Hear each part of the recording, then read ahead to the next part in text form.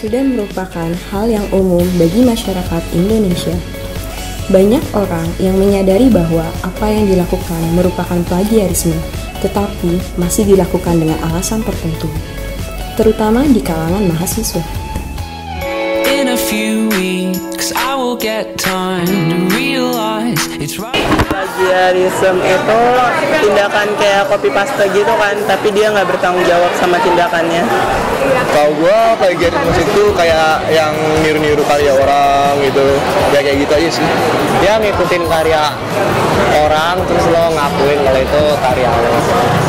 Kalau bagi gue sih plagiarisme itu jadi kayak hasil karya orang lain yang udah dibikin sama si A tapi diklaim itu kepemilikannya si B. Kayak niru-niru gitu kan, niru-niru karya orang gitu. Terus niruinnya tapi sampai bener-bener niru gitu.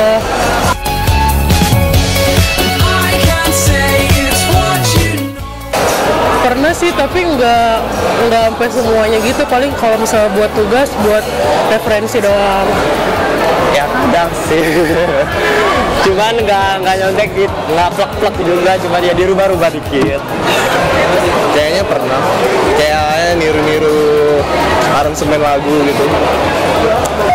Pernah sih, tapi nggak full, kayak cuma buat referensi gitu aja.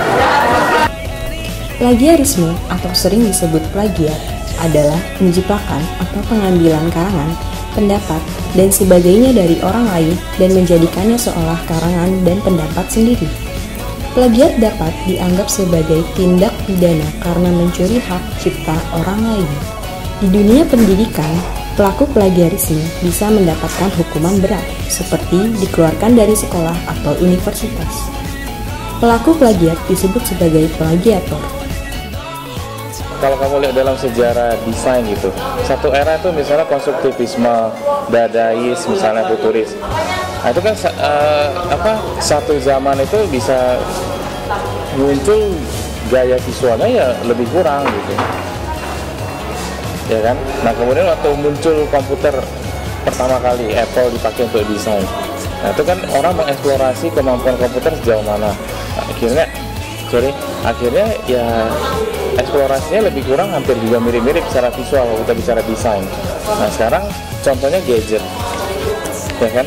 Memang awal-awal kan gadget, sekarang layout gadget hampir mirip nggak semua, ya kan? Nah awal-awal mungkin kayak Samsung sama siapa, Apple ya kalau nggak salah, gaduh gitu ya, karena niru-niru. Tapi sekarang semua kan desainnya jadi mirip kalau kita bicara desain. Akhirnya nggak bisa bicara desain kecuali teknologi. Nah sedangkan kalau dalam teknologi bicaranya kan bukan plagiat, udah beda. Nah, kan nanti dia ada misalnya sendal crop.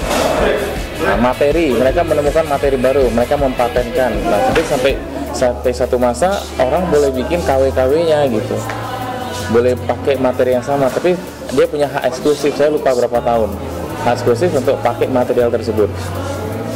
Nah itu jadi plagiarisme nanti ada urusan sama hak cipta, nanti ada hak paten lah, ada yang hak cipta tetap pada pencipta, tapi untuk distribusi, untuk paten jadi produk bla bla bla beda lagi. Nah tapi kalau dalam penulisan akademis, kalau kita sempitan pada penulisan akademis, ya itu berarti kalau saya punya ide, yang namanya tulisan itu nggak ada istilahnya benar-benar ide baru. Dia pasti ide itu berasal dari penulisan yang sudah ada, maka dia perlu rujukan. Nah, jadi kadang-kadang kalau menulis ini dari mana, harus kita tetap harus mengakui meskipun itu kita baca terus muncul ide. Ya kan, misalnya saya baca ini terus saya ternyata muncullah satu konsep baru.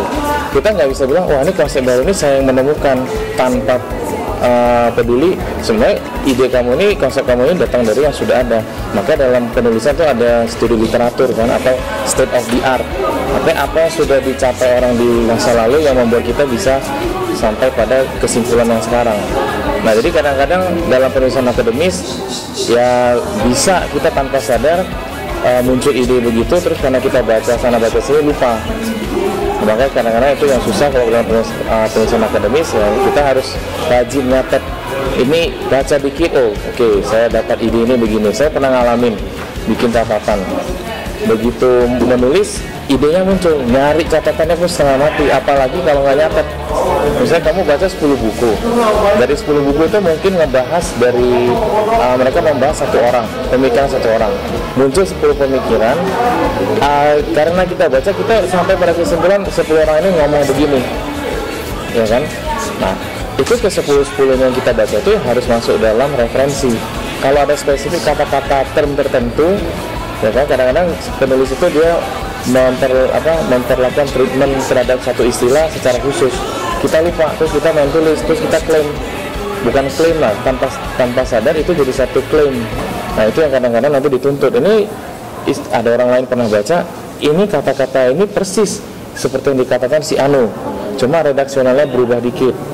Nah, misalnya kayak begitu. Jadi plagiarisme yang kita khawatirkan itu sebenarnya di Indonesia kasusnya pada penulisan akademis yang tingkatnya levelnya udah S2, S3, apalagi kalau S3 gitu, disertasi, tesis, itu nggak boleh lupa kita merujuk ke siapa. Kutipan sesederhana sedikit apapun itu ada metode, masing-masing pasti ada metode penulisan. Jadi kutipan ya nggak boleh lupa ini idenya dari siapa. Jadi kalau saya pribadi untuk mengatakan plagiarisme ya itu harus dihindari, tapi yang diutamakan itu jangan sampai lupa ini kita ngerujuk ke siapa aja.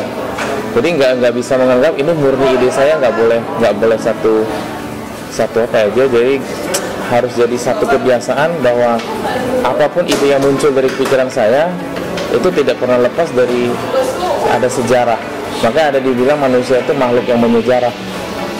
Ya, kamu kalau belajar filsafat di luar negeri pun sama. Misalnya ini, kamu pemikiran siapa?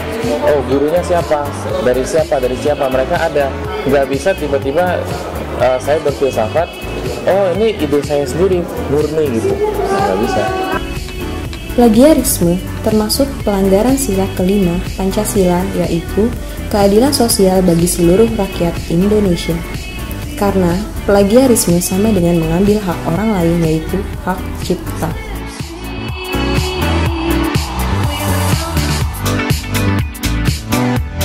Salah satu solusinya yang utama sebenarnya kembali ke akademisnya, sivitas akademisnya, ya harus punya moral gitu, tanggung jawab moral.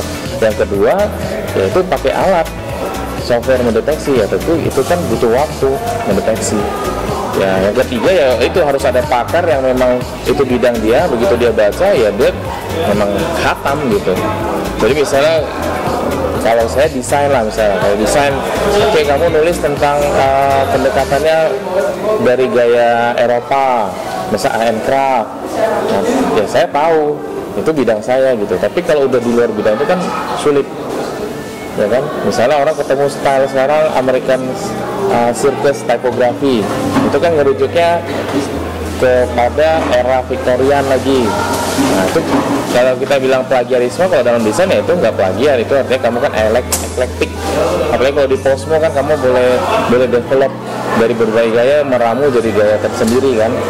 Nah, tapi kalau dalam penulisan ya itu wajib gitu loh, harus dihindari plagiarisme.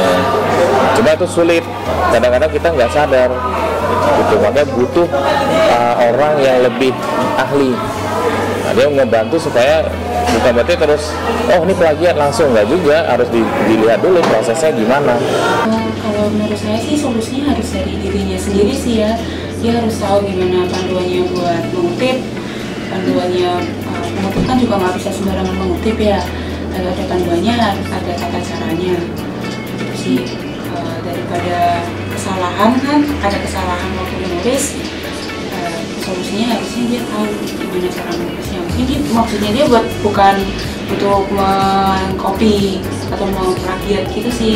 Cuman karena dia nggak tahu tata caranya, itu yang bisa plagiat. Dia bisa plagiat karena kesalahan dari dia sendiri sih. Dosen harus mampu memberi pemahaman pada siswanya tentang tugas yang diberikan. Kalau hanya mekanistik, maka ya dia akan lagi-lagi nyontek dan jiplak. Maka yang paling penting adalah si mahasiswa harus paham apa yang dia lakukan. Selamanya nggak ada paham, selamanya bonyok. Satu kata apa buat plagiarisme? Hancurkan. Destroy. Ya segera hadar aja, segera paham, dan ya itu memperbaiki tentunya. Kita sebagai dosen ya harus perbaiki.